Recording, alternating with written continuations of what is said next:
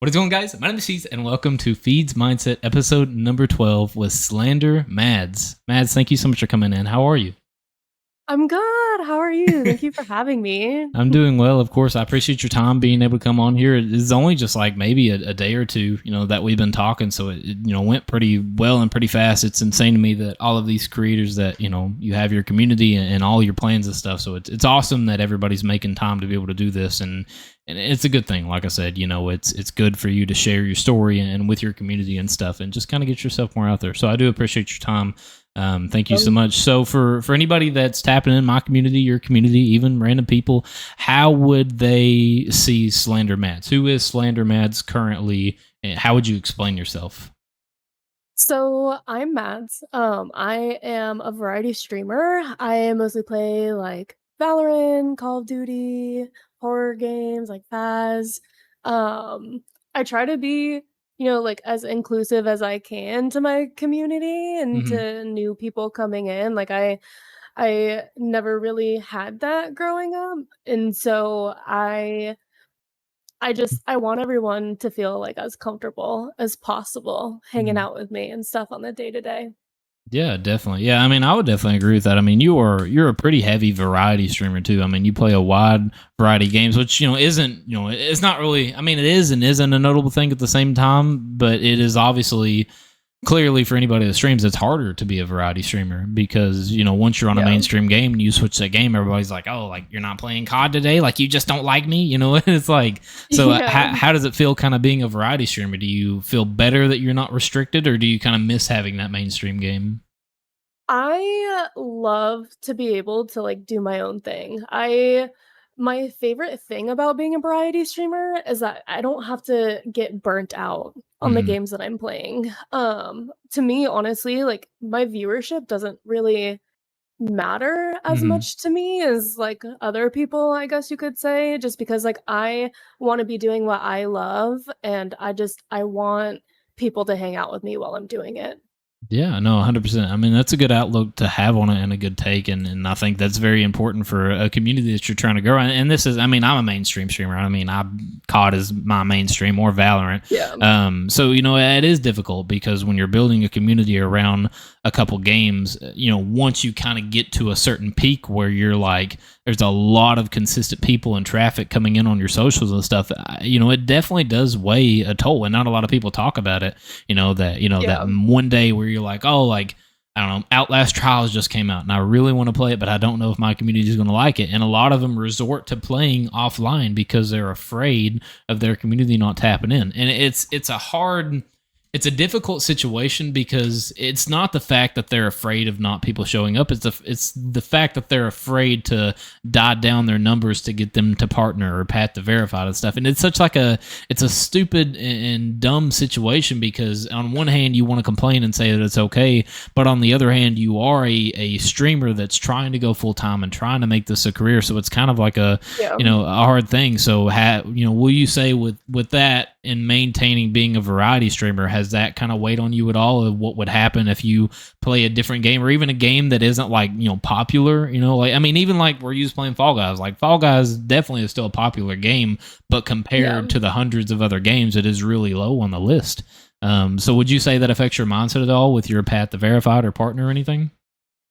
I don't think that it like affects my mindset at all just because like I am just trying to grow as like a streamer, you Hmm. know? Like I love my community and like if they don't enjoy a game, then I mean, they don't have to. And so Yeah. it's like I wanna have fun while I'm doing my my thing, kind of, I guess you could say. Yeah. No, I mean, I definitely get it. And I mean, that's the best way to look about it. I mean, and like I said, for people that have mainstream games, there's nothing wrong with it because like I said, with me, like I love going into ranked and Yeah. sniping and having that impression on people. It's just something I love doing.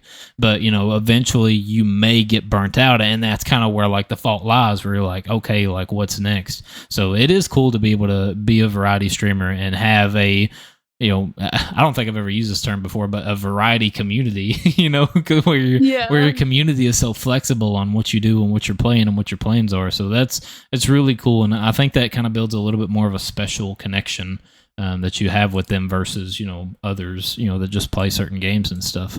Yeah. So yeah, so I'm glad anybody that's from your community, appreciate you guys tapping in and getting to know more about Miss Mads here.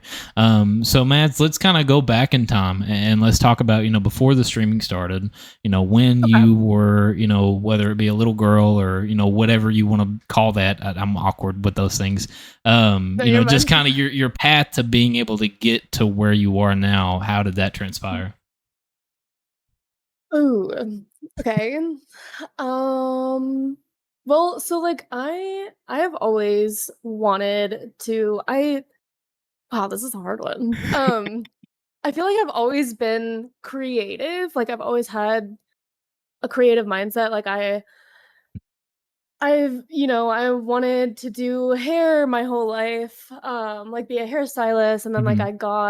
I got my license in that, and I was kinda just like, "I don't know," like, I still feel, like, very tied down, Hmm. and I I feel like I've always been that person that gets bored really easily, and streaming is one of those things for me where I don't get bored because, like, there's so many games to play Hmm. and stuff, and I even as a child, like, I always was playing, I was always entertaining myself, you know? Like, I would be playing with my nana, just, like, I pretend to be a server and, like, take a order and stuff, and I would go into a different room, and I'd disappear for hours, hours, because I get distracted and I, like, sidetrack myself, and I don't know, I guess that's really brought me to where I am.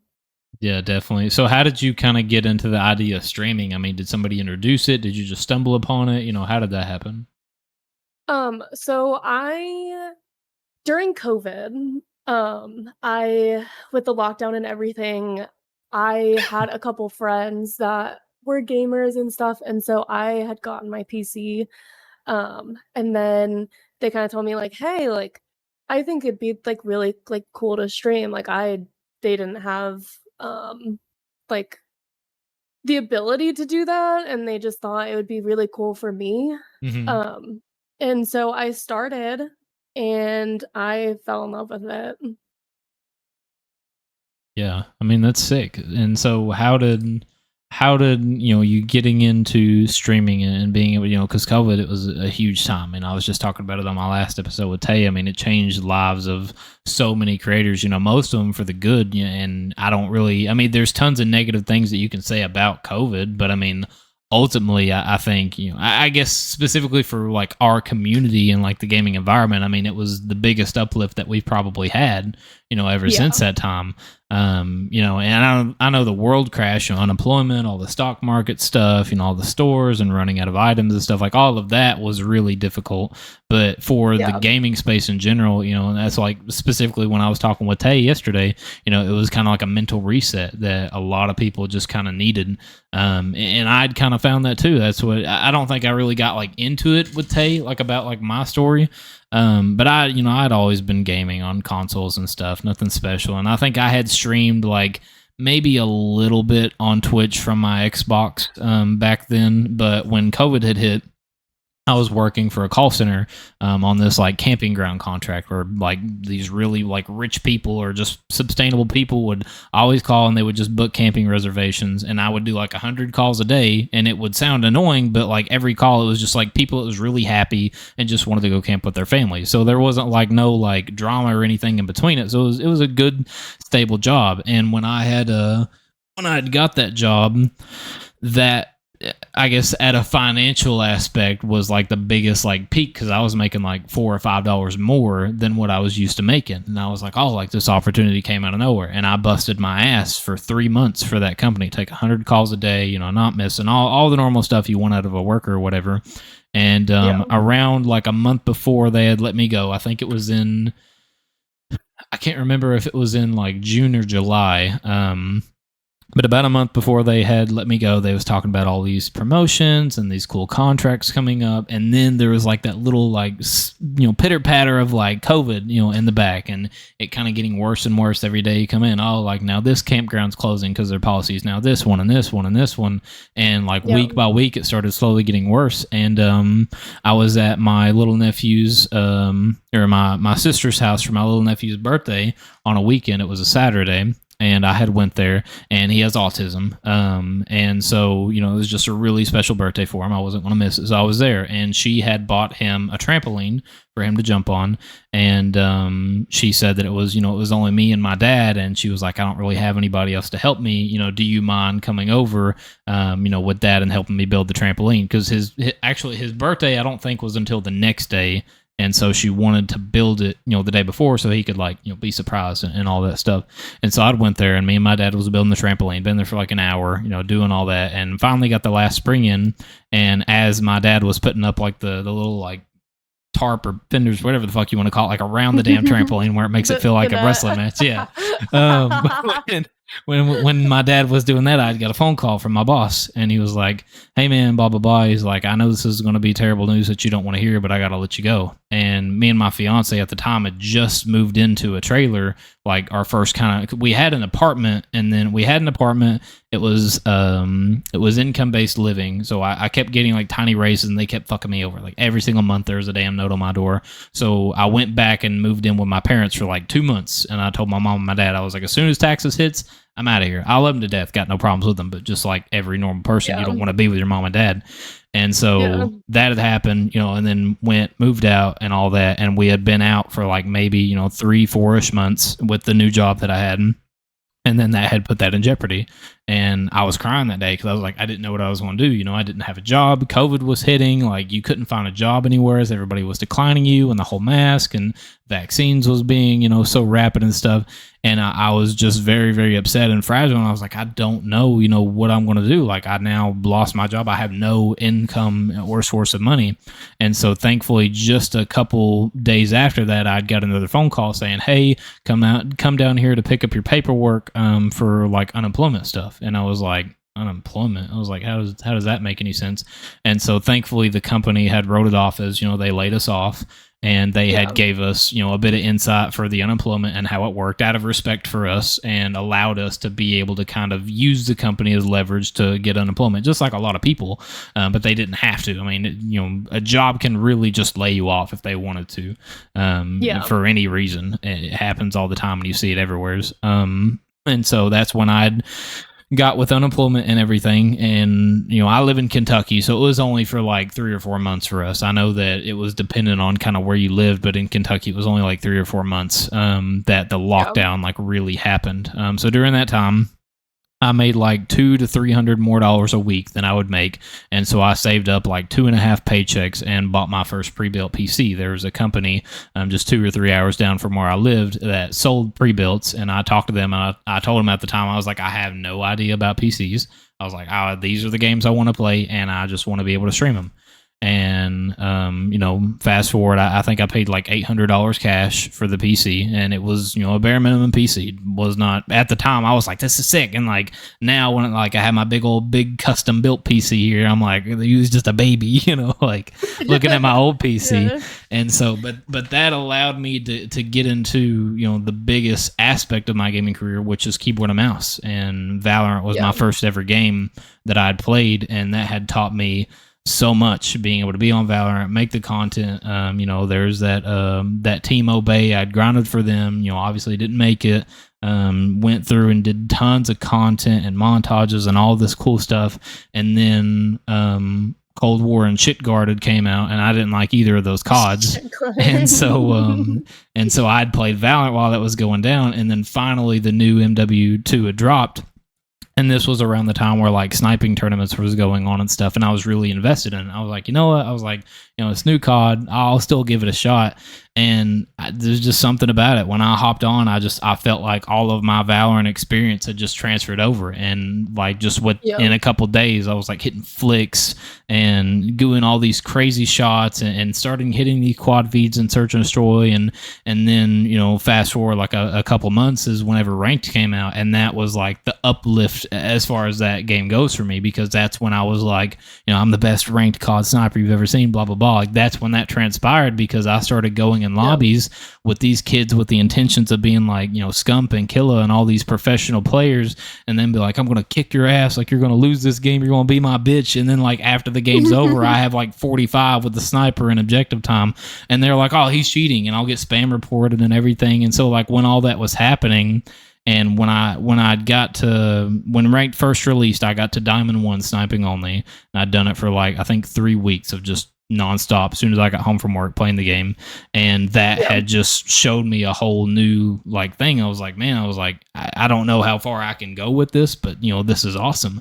And at a numbers, and as a creator, it didn't really push me far as being successful, but it definitely gave me a much broader horizon to my community. And that's something I'll never forget. So COVID definitely was a big thing for me to be transpired about, because at the same time, like, I mean, yeah, I probably still would have gotten into Valorant eventually. I still probably would have played the new COD and stuff, but not being able to be skillful at certain games. And when you're starting out at being only skillful, if you don't have a lot of personality aspect to it, then you have to really drive hard for people's attention. And so thankfully I was able to kind of be able to compete and, shit on kids that, thought that they were better or whatever. And that kind of helped make my reputation as Feeds a lot better, and doing the sniping tournaments and stuff. And I think the sniping tournaments was really big for me personally, because I was so different when I would go into those tournaments. I would pop into every team chat. I'd be like, yo, like, best of luck. Hope you guys have a good day. Like, I would build those connections with everybody. And then while I was doing that, you would see like people going back and forth in like text chats. Like, I'm going to shit on you. I can't wait to play against you, blah, blah. And I was like, I was so different. And I don't think people knew how to really react to me, because I've not had like a single person be like, fuck you, Fiji, you got shit. Like, nobody said that to me, because I'm not, I wasn't that way. So it was kind of a happy medium. And, just kind of even a little experience like that, just kind of, going towards the podcast. I felt like I've always been different, and I just feel like I am gifted in certain areas, and just like everybody, it's trial and error, and I'm just trying to find a good way. So I definitely agree that COVID was a huge impact for a lot of people, and I don't really want to know what our space would be like if COVID never happened. Yeah, I agree. So yeah, but so you had got, COVID had happened and everything had transpired, so your friends had started hyping you up to be able to stream and get yourself out there and stuff. What game was you playing at the time?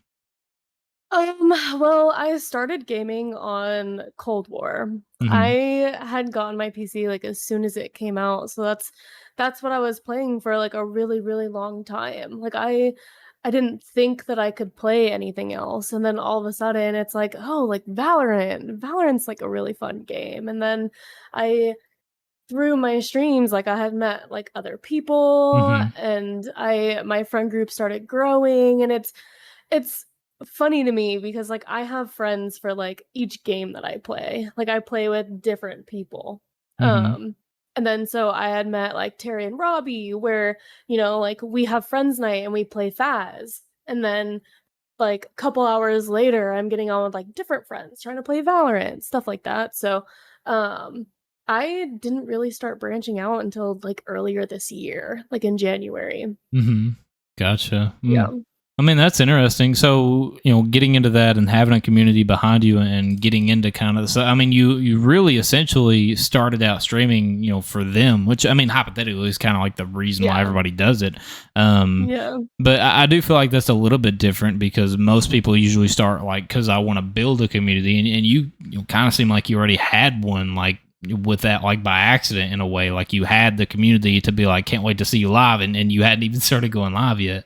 So Yeah. I mean, that's definitely cool. So so obviously we know that Mads is a part of your, your real name, and that's incorporated into it. But how did SlxnderMadz become a thing? And was there anything before SlxnderMadz?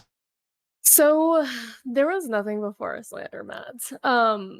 I So with slander, so the first community that I was like really in was the EDM community. Mhm. I was going to festivals all the time. Like this had happened when my mom like had first gotten sick. And so my favorite DJ is Slander. I absolutely love them. Like I have a tattoo for them, like on my hip. They like essentially like saved my life. Like they got me through like a really, really hard time. It's awesome. So and I was having trouble creating like an alias and I was like, I don't want to be just Mads. Like, I don't know. And my friends were like, yo, SlxnderMadz would be sick. I mean, that's cool. Yeah. That's a really sick backstory. I mean, I think that it's awesome being able to incorporate stuff like that because I mean, ultimately, and I kind of feel like this for you too. Like the dream of something like that is to finally get like.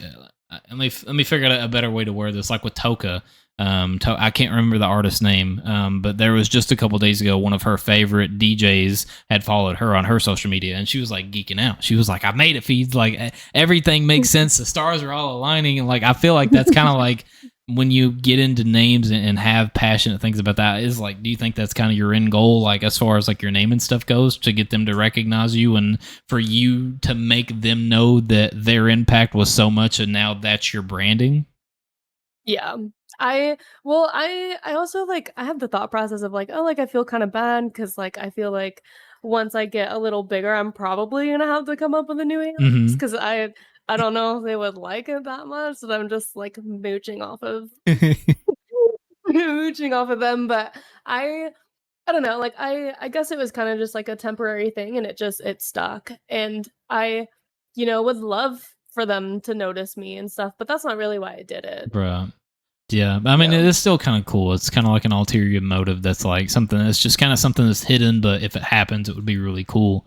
So, Yeah. I mean, I think that's sick. I mean, it makes for a good backstory. And I think, and I was talking, I've said this a couple times and with Tay yesterday too and stuff, like it's very important that people that create their aliases or their gamer names or whatever you want to call it, your branding, it's important that it means something to you. Because, Yep. if you get where you finally want to be and your whole story is how you came to be and where you are, I mean, in my opinion, that's like the most important part of your story that people like hearing is who was Feeds before Feeds, who was SlxnderMadz before Mads, like those are the 6 stories that people like to hear. And it's kind of like, it's a sticky situation because like hypothetically it really doesn't matter, but it does like add like that bit of spice to your story knowing that you Yeah. have that background and stuff.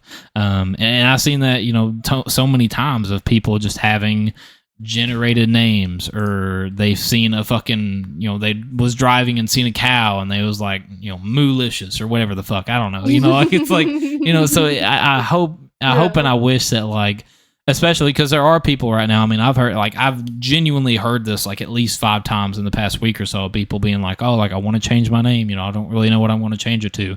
And I think that's a perfect opportunity because you realize that however you don't like your name, it's not working out. So that gives you the reason to think back of things that matter and that's passionate about you. And Yeah. I feel like people kind of forget. I feel like people forget where they came from, where they started, where their passion lies. Because there's a lot of people, just like we was talking before this podcast. I mean, there's a lot of people that need to like silently be reminded where they came from, because regardless of however fast life is moving for you, you can get burnt out in many different ways. I mean, you can get burnt out because you don't have enough time to stream. You can get burnt out because you stream too much. You can get burnt out because you feel like you deserve more when you're streaming. I mean, it could all, kind of full circle, and it's not the right way to go about it, but that's their way of going about it. And you can't dick somebody down because that's their mindset.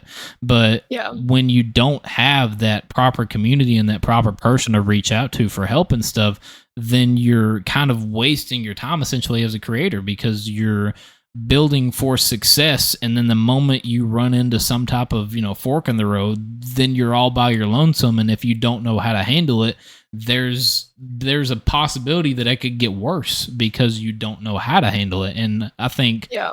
building a community and having the passion to figure those things out and to keep that drive going is really important, because I feel like most people's like, oh, I need the passion and I need the motivation to continue doing it because you don't know what's going to happen tomorrow. And it's like, hypothetically, yeah, but it's more important for that because when you finally deal with something, you're going to know how to handle it and you have yourself to thank for that.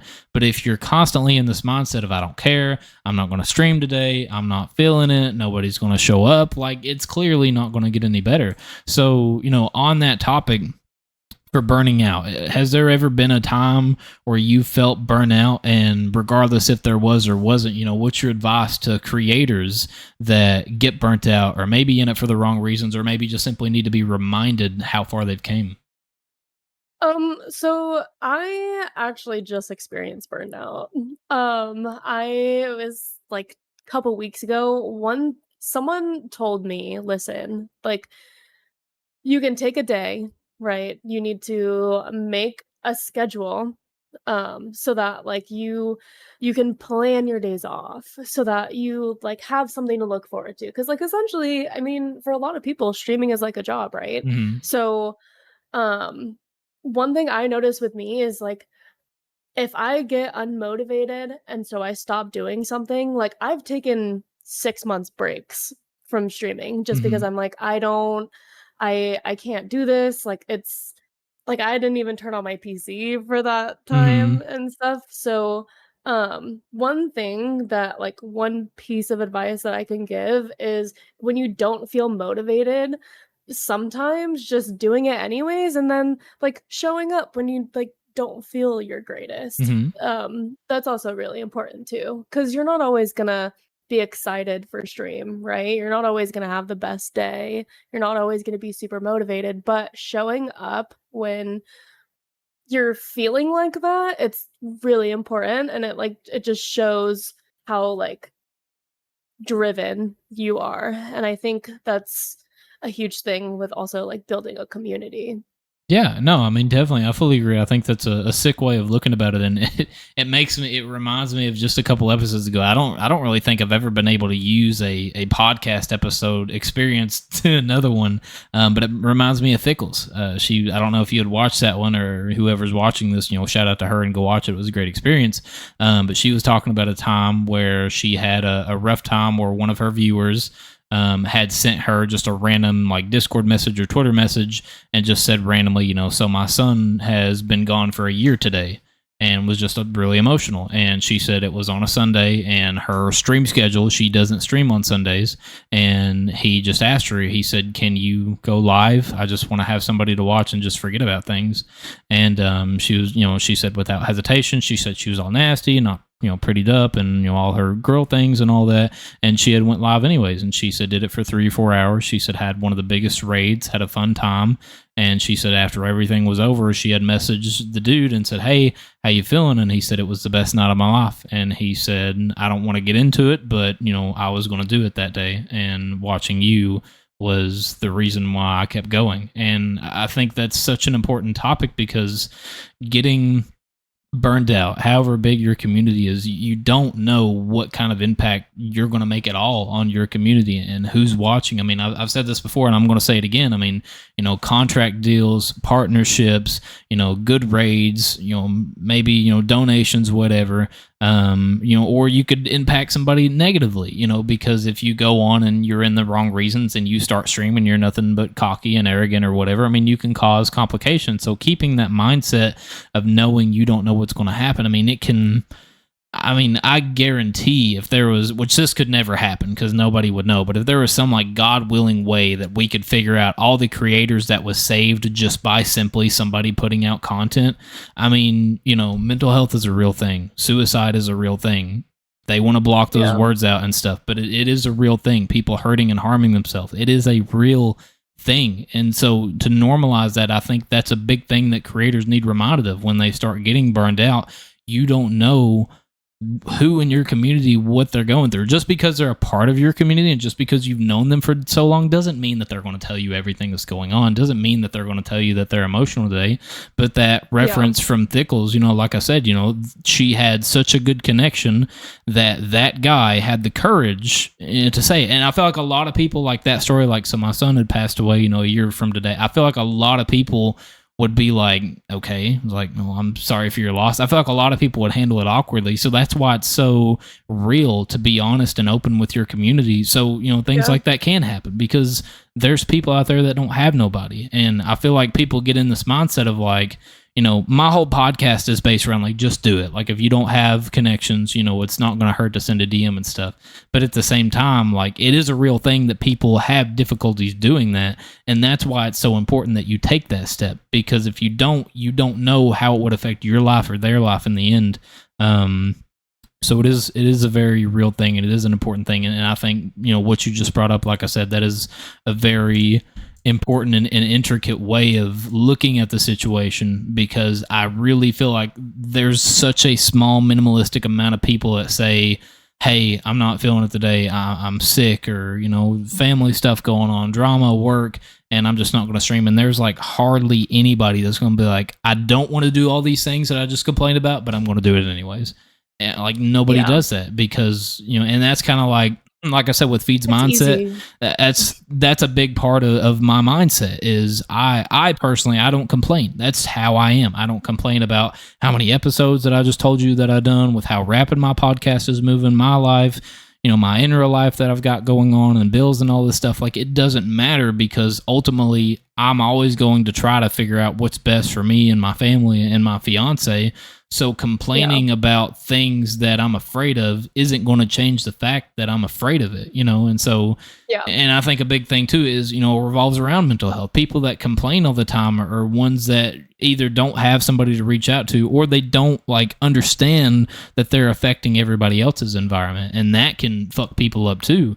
And so, you have to look out for yourself in a lot of different ways. And I feel like that's why people do get burnt out, because the moment they start realizing they have so much on their shoulders, they can't take it, because they can't process not being able to complain, not building, a relationship with somebody, streaming when you don't want to stream. I feel like so many people like back up and get out of that. And it's the same type of people. It's like, I want this, path to partner, path to affiliate, building this community. I'm here for you guys. It's the same people that post tweets a month later saying quit. And it's sad. Yeah. It's sad. People Yeah. don't, normalize it at all. So, in your experience, how would you say as a creator, I mean, has having that specific motivation helped you? I mean, has that been kind of getting out of your escape? Yeah, so having that mindset alone, like it really helped me with like my own burnout, like, and I was so ready to just be like, like, maybe I don't have what it takes, Yeah. but someone like really close to me was like, listen, like, you won't know unless you show up. And like, you have so much potential and like all this stuff, like, and I want to see you do it, and there's so many people out there who also want to see you make it, Hmm. type of stuff. And I don't know, I feel like good things aren't going to happen if you don't show up. Like those big raids that you were talking about, Hmm. like she wasn't going to stream that day, and then she had like a really really good stream. Like that Hmm. stuff isn't going to happen if you don't put yourself in the position for it to happen. And I think that's just something really important, especially when you're trying to build your community and stuff, because like you gotta show up. Like it's not worth it to just quit and to like break down everything that you've been building up for like X amount of time. Yeah, definitely. And I think, to add on to that too, I think what a lot of people forget too is you are setting an example for your community and even random people. And I've said this, Yeah. to many people, off stream, on stream, during the podcast, episodes back. I've said the same thing. I am that exact same way, whether I'm in the podcast, whether I'm playing the game offline, or whether I decide to start stream. Like the moment where I know that I'm streaming and I'm unhappy, I'm complaining all the time, I'm raging, I'm getting like clearly like tense and like uncomfortable and stuff, I will stop myself and be like, listen, I was like, I'm just not feeling it. I'm going to end stream. And, And that's okay. I feel like there's a lot of people that don't, because then they're like, but if I stop streaming, then something may happen. And it's like, well, if you have that mindset, I feel like it's really fake, for somebody You're expecting it. to not want to stream, to be really like mad at everything in the world, and then the moment somebody comes by, you're like, oh, fuck this game. Oh, hey, Mads, how's it going? Like, I don't. It's not genuine. Yeah. It's not genuine to me, and it's not the creator that I would want to watch. And so, Yeah. it is important to do it when you're not feeling it, but when you are streaming and when you are like clearly getting kind of out of your zone, it's important to remember what vibe you want to get off, especially to new Yeah. people, to somebody that's not seen you at all, and the first thing they see me do is chuck my mouse up and punch that bitch cross up, like nobody wants to like watch that. Like, it's funny Yeah. for like TikToks and stuff, but for streams, this isn't somebody you're going to want to tell your day to. Yeah. So it's definitely very important to normalize that and see it. So, on the topic, so we've talked a lot about mental health, raising that awareness, how important it is to build those connections and stuff. And I'm always going to phrase it like this for a while in my podcast, because it's not my say for the women community, because I know that I don't have the experiences that you guys have. But for the downfall of it, the flip side of the downside moments and stuff, what would be your advice to other women creators that see everything that goes on, and they're the ones that's like, I don't want to stream because I don't want to deal with that. I don't want to deal with hate raids or toxic guys or weird messages. Like, what is your advice for them? Um, my advice would be like, there's always going to be someone who doesn't like you, right? And there's always going to be someone who's fucking weird. Like, there's going to be weirdos coming into your stream, but like at the end of the day, like, they don't matter. Like, once you kind of like establish yourself, like I've noticed, like I have my mods in there most of the time, like my mods delete things before I can even see it. And Hmm. there's also like tools that you can have to like help you with that, Yeah. um I it sucks, and it's like a super super unfortunate thing that shit like that happens, Hmm. especially Definitely. to female creators. And I feel like it is a bit hard to be a female creator, especially in the community that we're in. But I mean, at the end of the day, like you're you, and you're fucking, as long as you know, like you're beautiful and like you're a great person, that's all that really matters. 100%. Yeah, that's definitely. I mean, what about on the topic of like connections? Let's say, you have a creator that wants to stream, and let's say they can get over that. Like, okay, like I can deal with that, whatever, but I don't really want to do it because I have nobody to be with me. I'm all alone. I don't have any friends. I don't have mods to help me. What would you say for them? Um, well, um, I mean, with me, like, I mean, I didn't start with like no one exactly, Hmm. but I, God, that's a tough one. um, I mean, even if like you don't have a community and stuff, like my friends, like my IRL friends were mods for me. Hmm. I and like even if you have to mod for yourself for a little bit, that's okay, right? But I feel like keeping a positive mindset throughout like all of that bullshit that like goes on in your stream, like behind the scenes, like I feel like that really shows out more. Yeah, definitely. And I think that's the other advice, and not specifically for women creators, but just creators in general that, do Anyone, yeah. have that, and are afraid to reach out or don't have friends and stuff. I mean, it's realistically the same thing I do on this podcast. Like, I don't really reach out to anybody for this podcast. I focus on creators that I enjoy, and I focus on their communities and those like-minded creators. So I think, Yeah. my advice that I would give somebody that wants to get into streaming or doesn't have friends, everything that I just mentioned, it's, before you start that whole task and before you jump the ship and start doing it without knowing what you're getting into, watch some streams, tap it. If you are Yeah. a female and you want to be, around other females, tap in a female stream, catch their vibe. If they're not for you, reach out, whatever. And that's, you are the only one holding yourself back. So all you have Yeah. to do to that point is send a message, and that message can either get read the wrong way, they can't read it at all, or they absolutely love you and enjoy it and want to play with you. And I think that's just a big thing that just a lot of people have troubles hurdling over. And I feel like I guess the best way to put it is you're kind of worried for nothing. Because, I mean, realistically, Yeah. I mean, and I've said this on a couple podcasts. I mean, even same thing with me and you. Like, me and you are decent friends, but I'm not going to be fake and say that we're great friends and that we're best friends and that we know each other.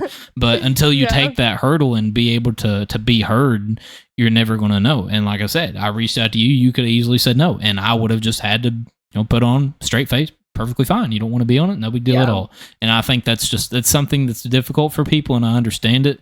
But at the end of the day, you can't be afraid of it forever, because if you're going to be held back a couple years just because you don't want to reach out, who knows what could have happened, with those couple of years. So yeah, really important advice for all those creators, specifically for women and stuff, to be able to feel more empowered and to reach out and surround themselves with great communities. So for you and your community, do you have anything coming up? Is there anything exciting that you'd like to share or anything at all? Well, I not really. So I I mean, I do wanna, sometime soon, like, I do want to do, like, a subathon, stuff Hmm. like that, like, a couple 24-hour streams, so that's, like, something I'd say, like, keep a lookout for, like, I'm now starting, like, a thing on my stream with, like, a bit goal for, like, Hmm. every time I get that bit goal, I'm starting with, like, a 12-hour stream, and then I'm gonna, like, slowly increase it, like, Hmm. okay, like, the next one is gonna be, like, a 24-hour, and then the next one, I'll do, like, a subathon type of thing. Yeah, yeah. So, I'm trying to find new things, to, have fun with my community and stuff, but, I mean, I'm really just trying to grow, like, I don't know, like, I just got into solar, stuff like that, so, yeah, I don't know, it's only up from here, for Yeah, no, sure. I mean, 100%. I think, specifically in your context, I mean, with being a variety streamer, I mean, I don't think it would be anything where you sit down for just a little bit and think of true, genuine things you could do. I mean, being a variety streamer, I feel like that's one of the most important things of being a variety streamer is you have all those different outtakes and stuff. Like Yeah, if you're on COD, you can do like private matches, search and destroy, and fun little mini yeah, games, and then like that's it. Like that, you're kind of restricted. So it is yeah, cool being able to be a variety streamer and stuff. And I think specifically there's a guy named Leif Eats Lemons, and he recently had a like a points goal on Twitch. You can like redeem the points for like a game, and he did a yeah, scary game, and he was like the Poppy Playtime, I think is what it's called, and it was so mhm, fun, like being able to watch him get jump scared and stuff. From a guy that yeah, that looks like he wouldn't like hurt a butterfly, and then he sees like a little fake on-screen character. He's like, ah, and like gets ready to like punch the damn thing and stuff. Like it's crazy, yeah, and it's really cool because it brings out the most in creators. Um, yeah, so yeah, I really appreciated your time being on here and share your yeah. story, getting people to know where you're from and what your thoughts and your mindset is on certain things. Is there anything else you'd like to say before we end off here? Nope, I think we covered pretty much everything. Yeah, well, it's been a blast. Thank you so much for being on. I do genuinely appreciate you taking the time to be Yeah. here. I really appreciate you for inviting me here and, sharing me with also your community and letting me share you with mine. I feel like it's not really something that like it's not an opportunity that comes around too Hmm. much. So I do really appreciate you reaching out to Of me. course. It means a lot, genuinely. Thank you so Yeah, much. of Well, for anybody course. watching, this has been episode number 12. We are actually almost at 100 subscribers, too. I think at the point of this recording, I think we're at 94 and 95, which is insane because we was at like 20 something like a month ago. So Yeah. I appreciate all the love and all the support and everybody reaching out. And I'm just, if I didn't have my ADHD, my brain would be going crazy. So thank the Lord that I have that, because I find a way to multitask somehow. But again, Mads, thank you so much for your time. Genuinely appreciate you being on. Everybody watching, hope you guys Yeah, had of a great course. rest of your day. Check Mads out in the description down below. Go follow her and tap into her on all of her socials. And yeah, thank you guys so much for coming by. My name is Feeds, and I'm out, guys.